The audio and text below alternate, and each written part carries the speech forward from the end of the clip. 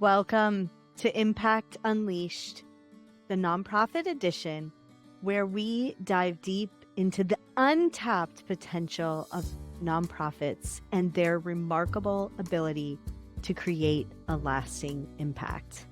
I'm your host, Sara Mayer. Let's dive in. Welcome back to Impact Unleashed, the nonprofit edition. As you know, I'm your host, Sara Mayer. And this is the podcast where nonprofit leaders, change makers, and visionaries come to unlock the secrets to amplifying their impact. Today, we're continuing on our series, The 10 Stories Great Leaders Tell, inspired by Paul Smith's incredible framework for storytelling. In our last episode, we covered the founding story, the essential where we came from story. And in this week, we're diving into story number 2. Why we can't stay here. This is truly the case for change. This story is all about helping your audience understand why your nonprofit exists today and why the current situation demands action. Now, the case for change is critical. It's not enough just to have a compelling founding story. You really need to keep the sense of urgency alive. And as the world evolves, and so do the problems we face, this story answers questions like why we can't be satisfied where we're at right now. Why is it important to act now? What will maybe happen if we don't? And this story lights a fire under your team, your supporters, your stakeholders, your board members.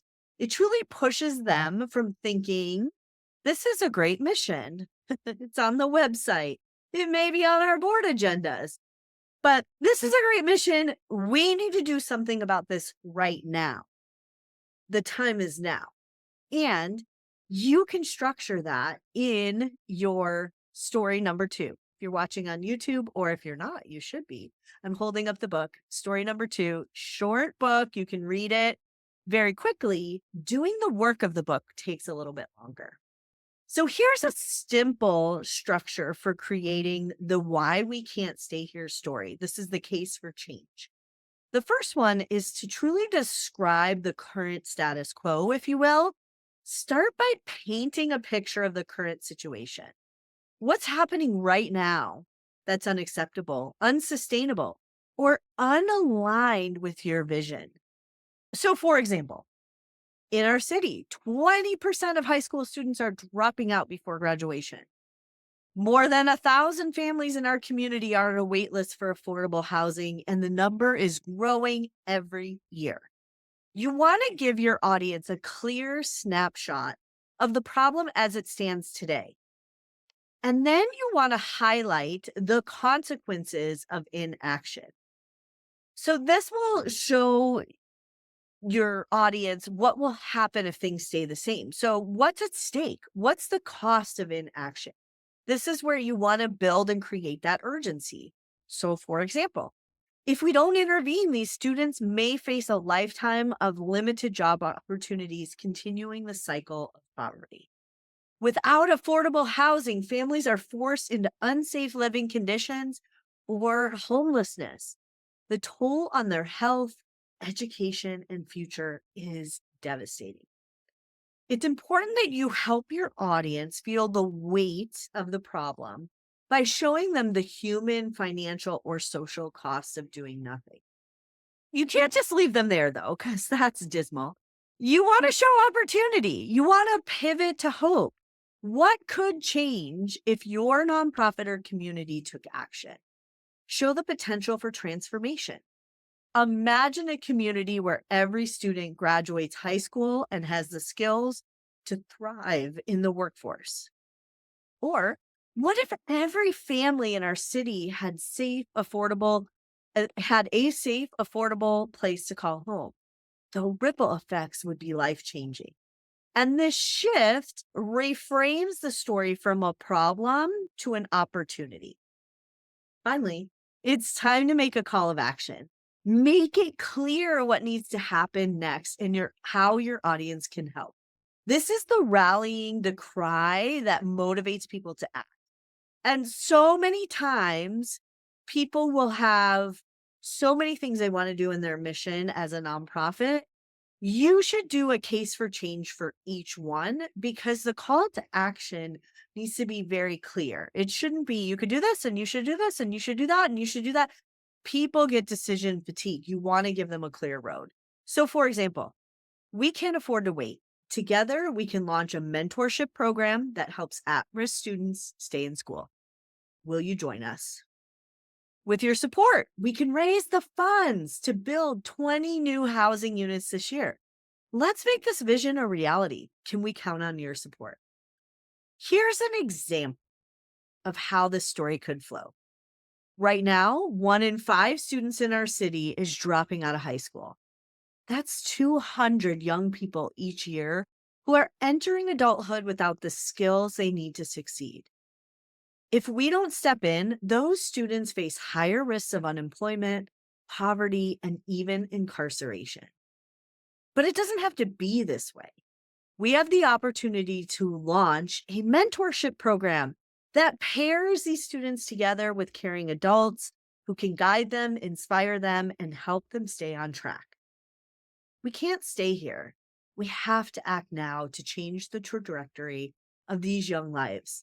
Will you join us in making this vision a reality by signing up to be a mentor today? Now, that might not be your nonprofit story, but notice how this story takes the audience from a problem through the consequences to hopeful, actionable solution. So here's a few tips. When you start out writing your story, step number 1, if you haven't pulled out a notepad and pen, now's the time.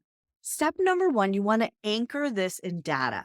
You want to back your story up with real facts, real figures, because numbers help illustrate the problem clearly and build credibility. But you can't stop there. Step 2, once you decide the data, the problem you're trying to solve, the data around it, pick that data point. Step 2, you want to make it personal.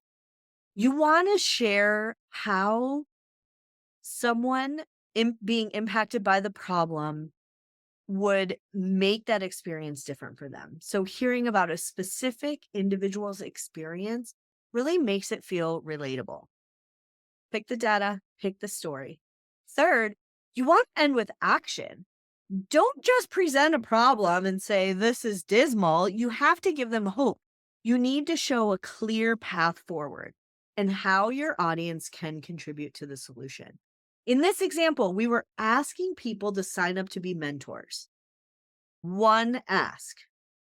Now, could they benefit from getting money and donors? Yes. Could they benefit from having somebody volunteer to work in the mentorship program? Absolutely.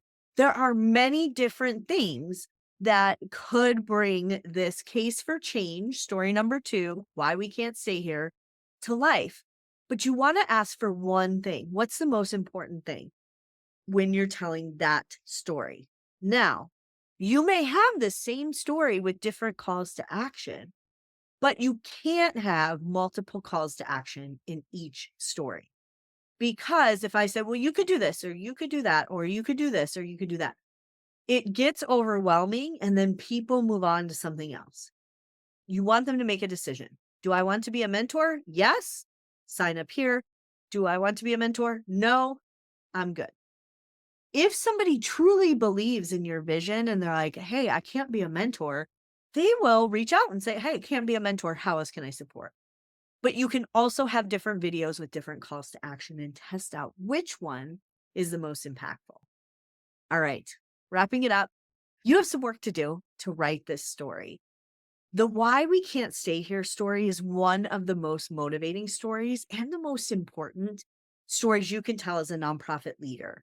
It helps your audience see the urgency of your work and invites them to be part of the meaningful change. So I want you to take some time to reflect on your case for change. You may have a couple stories here, depending on the clientele you serve. So what's happening in your mission area that demands action? How can you rally your supporters to take that next step? So I want to thank you for listening to this episode of Impact Unleashed, the nonprofit edition. If you're enjoying this series, Please subscribe and share it with other nonprofit leaders. Very excited to have you here.